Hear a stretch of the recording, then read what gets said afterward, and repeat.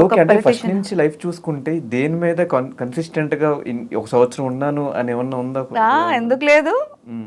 ఆశాలేమో acting లో ఎన్ని నేనే రాజు మంది నుంచి ఇప్పటివరకు యాక్టింగ్ లోనే ఉన్నామని నేను. కానీ కన్సిస్టెంట్‌గా సినిమాలు లేవు కదా! అది నాకు నచ్చితే చేస్తానబ్బా, ఇదే. ఆ! నచ్చితే చేస్తా నచ్చకపోతే చేయను. ఇప్పుడు లిప్ లాక్ సీన్స్ వచ్చాయి నాకు బిగ్ బాస్ నుంచి వచ్చాక. హ్మ్. కొంచెం బోల్డ్ క్యారెక్టర్స్ వచ్చాయి. ఇప్పుడు నా ప్రొఫైల్ అంతా చూడు, నేను ఇక్కడే ఉన్నాను కదా. హ్మ్. నా ఇన్స్టా ప్రొఫైల్ సంజన అన్నీ అఫీషియల్ అని ఉంటుంది. ఓపెన్ చేసి చూడు, ఒక్క వల్గర్ ఫోటో ఉండదు, ఒక్కటి ఏది ఉండదు. సో నేను యాక్టివ్ కూడా ఉండదు. ఒక పెడితే మంత్లీ 1 or 2 పోస్టులు పెడతా అవును. కదా. సో అలాంటప్పుడు నేను నాకు నచ్చితే పెడతాను. అది కూడా నాకు నచ్చితే సినిమాలు చేస్తా. వల్గారిటీ అనేది మా ఇంట్లో ఇష్టం లేదు. ఫస్ట్ ఆఫ్ ఆల్ చెప్పారు ఆయన. మా నాన్న ఏం చెప్పారంటే, నువ్వు వల్గారిటీ ఫొటోస్ కానీ ఎక్స్పోజింగ్ ఫొటోస్ కానీ అలాంటివి పెట్టొద్దు అని చెప్పారు. అదొకటే చెప్పారు. లిప్ లాక్ ఫిలిమ్స్ కానీ అలాంటివి కూడా చేయొద్దు అన్నారు. నాకు అలాంటి సినిమాలు వచ్చాయి, నేను చేయనని చెప్పా. కావాలంటే పని మనిషి క్యారెక్టర్ చేస్తా, చీర కట్టుకుని పని మనిషి క్యారెక్టర్ చేస్తా, కానీ బట్టలు ఇప్పేసి ఎక్స్పోజ్ అయితే చేయను, లిప్ లాక్లు చేయను అన్న. చాలా సినిమాలు అలాగే పోయాయి. కొన్ని కమిట్మెంట్స్తో పోయాయి, కొన్ని దాని వల్ల పోయి, కొన్ని కమిట్మెంట్స్ వల్ల పోయాయి. కొన్ని హీరో నచ్చకో డైరెక్టర్ నచ్చకో తీసేశారు. సో దానికి మనం ఏం చేస్తాం, నచ్చిన సినిమా, నాకు నచ్చిన సినిమా కొన్ని సినిమాలు నేను చేశాను. ఫర్ ఎగ్జాంపుల్ దీనికి ప్రియదర్శి పేరు కింద చేశాను నేను. ఏంటి, ఫస్ట్ ర్యాంక్ రాజు ప్రియదర్శి పేరు కింద చేశాను నేను, సెకండ్ హీరోయిన్ కింద చేశాను నేను. సో అలా చేస్తూనే ఉన్నాను. బట్ కాకపోతే అంత చెప్పాను, సోషల్ మీడియాలో యాక్టివ్గా లేకపోవడం వల్ల అంత బ్రేక్ రాలేదు. That is true. కానీ మోడలింగ్ ఇండస్ట్రీకి వచ్చినప్పుడు అన్నిటికీ యాక్సెప్ట్ చేసే వస్తారు కదా. మోడలింగ్ ఇండస్ట్రీ వచ్చే అమ్మాయిలు కానీ అబ్బాయిలు కానీ ఎలాంటి ఫోటోషూట్ అయినా ఎలాంటి ఫొటోస్కైనా రెడీ అయ్యి వస్తారు కదా. ఎందుకు ఈ సినిమా అనగానే వల్గర్ సీన్స్ కానీ లిప్ లాక్ సీన్స్ కానీ వద్దనుకుంటున్నావు? నాకు ఇష్టం లేదు అంతే, మా డాడీకి ఇష్టం లేదు, నాకు ఇష్టం లేదు అంతే. సో దానికి పెద్ద రీజన్ ఏం లేదు. ఇప్పుడు నాకు కంఫర్టబుల్ డ్రెస్ వేసుకుంటే నాకు కంఫర్ట్గా ఉంటుంది, లేకపోతే లేదు. ఇప్పుడు నేను చూసే సినిమా ఏదైనా, నేను చేసిన సినిమా అది మర్డర్ క్యారెక్టర్ అయినా సరే, ఇంకొకటి ఏదైనా సరే, ఏమనాలి, క్రూయల్గా ఏదైనా సినిమా పర్లేదు, మా నాన్న చూసి యాక్టింగ్ వరకే చూడాలి, నా బాడీ చూడకూడదు. అది నా రూల్. ఇప్పుడు నేను మోడలింగ్ అంటే మా నాన్నగారు రారు కదా. ఇప్పుడు నేను ర్యాంప్ నడుస్తాను, నేను, మా నాన్న రారు కదా.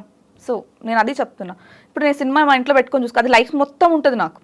మా ఇద్దరం కలిసి ఒక ప్రాజెక్టర్లో సినిమా వేసుకొని చూస్తున్నాం. మా నాన్న నా యాక్టింగ్ వరకు నా మొహం చూడాలి, కానీ నా కింద అంటే చూస్తారని తప్పు అనట్లేదు. ఏది కూడా నీ కూతురు వల్గారిటీగా అలా ఉంది అని కనిపించకూడదు అనేది నా కోరిక అంతే. దానికి పెద్ద రీజన్స్ అయితే ఏం లేదు. సో ఈ ఎమ్మెల్యే ఏంటి, ఎమ్మెల్యే క్యాండిడేట్గా ఇండిపెండెంట్గా నుంచోవడం ఏంటి, ఆ ఇంట్రెస్ట్ ఎప్పటి నుంచి పొలిటికల్గా? డాడీకి ఇష్టం అంటే చిన్నప్పటి నుంచి పొలిటికల్ ఫ్యామిలీసే. అంటే చుట్టాలు చాలా మంది ఉన్నారు, కానీ మనం చెప్పలేం. ఇప్పుడు గెలవలేదు కొంతమంది ఓడిపోయారు. గట్టిగా డబ్బులు, పొలిటికల్ బ్యాక్గ్రౌండ్ అలా నేనేం చెప్పను, కానీ ఎస్ ఉంది, కాస్త కూస్తా ఉంది. సో తాతగారు కూడా ఇలాగ పాలిటిక్స్లో ఉండడం, పెదనాన్నగారు వీళ్ళందరూ పాలిటిక్స్లో ఉండడం. సో ఆ తర్వాత కొంచెం నాన్నగారికి ఉండాలని ఉంది, కానీ భయం ఆయనకి. ఏంటంటే ముగ్గురు ఆడపిల్లలు ఉన్నాం మేము. సో కొంచెం బ్యాక్ స్టెప్, ఒక్క స్టెప్ వెనక్కేసినా కూడా వీళ్ళ కెరియర్ స్పాయిల్ అయిపోతుంది. పెద్ద అయ్యే వరకు ఏ స్టెప్ తీసుకోలేదు ఆయన. చాలా బాధ్యతగా ఆయన వరకు వీళ్ళ ముగ్గురు సెటిల్ చేయాలన్న రెస్పాన్సిబిలిటీలోనే ఉన్నారు. తర్వాత మేము పెద్ద అయిపోయిన తర్వాత మా కెరియర్స్ మేము చూసుకున్నాక ఆయనకి అనిపించింది, నేను ఇలా అనుకున్నాను రా, బట్ నాకన్నా నువ్వైతే బాగుండు అనుకున్నారు. నేనేమనుకున్నానంటే, ఫర్ ఎగ్జాంపుల్ వెళ్ళి పార్టీ టికెట్ అడుగుతా. ఇప్పుడు పెద్ద పార్టీస్ ఏదో ఉన్నా ఒక టికెట్ కావాలని అడుగుతా, డబ్బులు పక్కన పెట్టేసి. వాళ్ళు ఏమంటారు, నీకు ఎక్స్పీరియన్స్ ఉందమ్మా అంటారు. అసలు ఎప్పుడన్నా నువ్వు వెళ్ళి జనాల్లో తిరిగావా అంటారు. అసలు నీకు ఎలక్షన్ ఏంటో తెలుసా అంటారు. అవన్నీ వాళ్ళు అడక్కోకుండా ఉండడం కోసం వెళ్ళి జాయిన్ అయ్యా. సో మాట పట్టు ఇష్టం లేదు. అదే ఇప్పుడు నీకు ఎలక్షన్ ఏంటో తెలుసా అన్నారు అనుకో, తెలుసు, నేను ఆల్రెడీ నుంచున్నా. జనాల్లోకి వెళ్ళాను, నియోజకవర్గం తిరిగాను, రేపు చాలు కదా రేపు క్వశ్చన్లు అడగడానికి. So that is the reason. దానికోసం అనేది జస్ట్ నేను గెలవనని తెలిసి కూడా నుంచోడానికి రీజన్ అది. ఎన్ని నోట్స్ పడ్డాయి? ఎందుకండి డిపాజిట్స్ కూడా రాలేదు.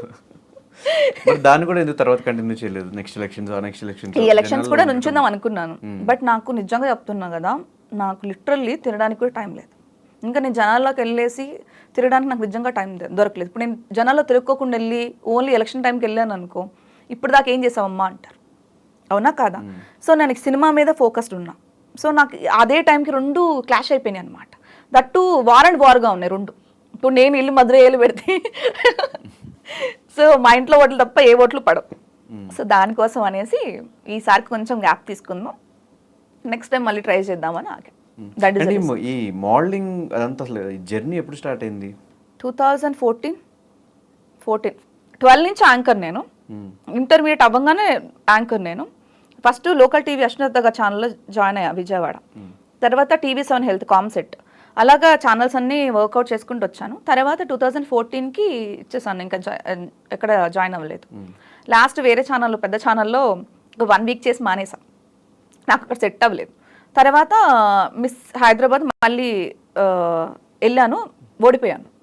మళ్ళీ 15లో ఏపీకి వెళ్ళా, ఓడిపోయాను. 16లో శ్రీ సత్య దాంట్లో ఉన్నప్పుడు ఓడిపోయాను. టాప్ 5కి నేనే వెళ్ళా, శ్రీ సత్య నేను, శ్రీ సత్య అప్పుడు. సో దాంట్లో నేను కూడా ఉండే. టాప్ 5కి నేను వెళ్ళాను, టాప్ 4 కూడా ఉన్నాను, టాప్ 3కి వెళ్ళలేదు నేను. సో వచ్చాను నేను. ఇంకా తర్వాత మళ్ళీ మిస్ హైదరాబాద్ వెళ్ళాను. తర్వాత 2007 miss gold and global competition జరుగుతుంది అమెరికాలో, దానికి అప్లై చేశాను, దానికి వెళ్ళాను. సో దానికి మంచి అవార్డు వచ్చింది నాకు. తర్వాత మిస్ ఏషియా పెసిఫిక్ వచ్చింది మస్కట్లో, అక్కడికి వెళ్ళాను. సో అలాగా నాకు ఏ ఆపర్చునిటీస్ వచ్చాయి అన్నీ యూజ్ చేసేసుకున్నా. తర్వాత మిస్ బిగ్ బాస్ వచ్చింది, నేనే రాజు నేమద్రి వచ్చింది మధ్యలో. సో అలాగా డెవలప్ చేసుకుంటాను. ఎక్కడా ఏంటి ఆగిపోయింది కెరీర్ ఏం లేదు, మొత్తం రాకెట్లా దూసుకుపోయింది. ఇది ఒక్కటే నా లైఫ్లో ఒకటి బ్యాడ్ ఉంది అంటే చెప్పాను కదా, ఎక్స్పెక్టేషన్స్, లవ్, కేరింగ్, ఇవన్నీ లైఫ్లోకి వచ్చింది, అంతే ఎక్కువ పెయిన్ ఇచ్చింది. సో ఆ పెయిన్ నుండి రావడానికి కొంచెం టైం పట్టింది. మోడలింగ్ ఇంట్రెస్ట్ ఎప్పటి నుంచి? అలా ఏం లేదబ్బా, బాగున్నావు చేస్తావా, ఎస్ ఓకే చేద్దాం అంతే. నేను ఇది అయిపోవాలి అది అయిపోవాలి ఎప్పుడు అనుకోలేదు.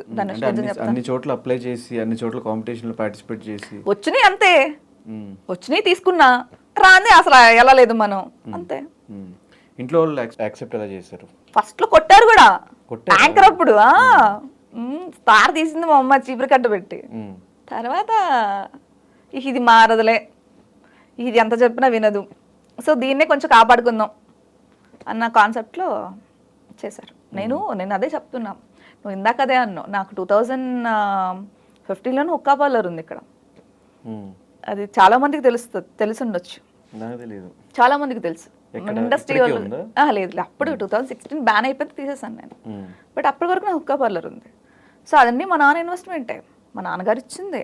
నేను ఇది చేస్తాను, నాకు ఇది కావాలి, నేను ఇది చెయ్యాలి అంటే హీ సపోర్టెడ్ ఎనీ టైం.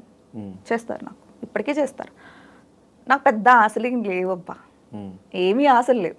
నా వరకు ఏంటంటే పోయేటప్పుడు నా ఆస్తంతా నేనే తిని చచ్చిపోని, అంతే కదా మరి, ఎవరికో ఇచ్చేదాకా నేనెందుకు కష్టపడ్డాం. సో నా ఆస్తంతా నేనే తిని చచ్చిపోవాలి, అది పేరు తెచ్చుకోవాలి, ఎంజాయ్ చేయాలి, హ్యాపీగా ఉండాలి, చచ్చిపోవాలి, అదే కాన్సెప్ట్. మధ్యలో పెళ్లి పిల్లలు అది చేశారు కదా గూగుల్ వాళ్ళు. ఇంట్రెస్ట్ లేదా? భయం నాకు అస్సరికి. ఒక్కసారి దెబ్బ తగిలాక తొందరగా మానదు ధనుష్. ఎంత నువ్వు ట్రై చెయ్యి, ఎప్పటికప్పుడు నిద్రపోయినప్పుడు లేకపోతే ఒక సినిమా చూసినప్పుడు ఖచ్చితంగా నీ పాస్ట్ని గుర్తొస్తుంది. నీకనేది కాదు, ఎవరికైనా గుర్తొస్తుంది. అది ఇప్పటికీ నాకు నా బ్రెయిన్లో అది ఉండిపోయింది. సో ఏంటంటే ఇంకొకరిని యాక్సెప్ట్ చేయలేనంత ఇప్పటికి ఉండిపోయింది. సో అది ఎప్పుడైనా మేబీ నాకు కరెక్ట్ పర్సన్ అనిపించి హీఈస్ అ కరెక్ట్ పర్సన్, నేను యాక్సెప్ట్ చేయాలి నా లైఫ్లో, ఈ పాత లైఫ్ లాగా ఇది ఉండదు అని నాకు అనిపిస్తే దెన్ అప్పుడు నేను కమ్అవుట్ వస్తా. అప్పటి వరకు అసలు నేను దాని గురించి ఆలోచించాలని నాకు భయం వేస్తుంది, నిజంగా చెప్తున్నా కదా. ఒకప్పుడు అంటే చాలా మంది అనుకుంటారు అబ్బాయిలు ట్రూ లవర్, అబ్బాయిలు తాగుతారు, అబ్బాయిలు దేవదాసులని. అమ్మాయిల్లో కూడా ట్రూగా లవ్ చేసేవాళ్ళు ఉంటారు, అమ్మాయిల్లో కూడా వాళ్ళ పెళ్ళిళ్ళు అయిపోయిన ఏడ్చేవాళ్ళు ఉంటారు, అమ్మాయిల్లో కూడా ఇంకొకరిని కూడా కల్లో కూడా ఊహించుకున్న అమ్మాయిలు కూడా ఉంటారు.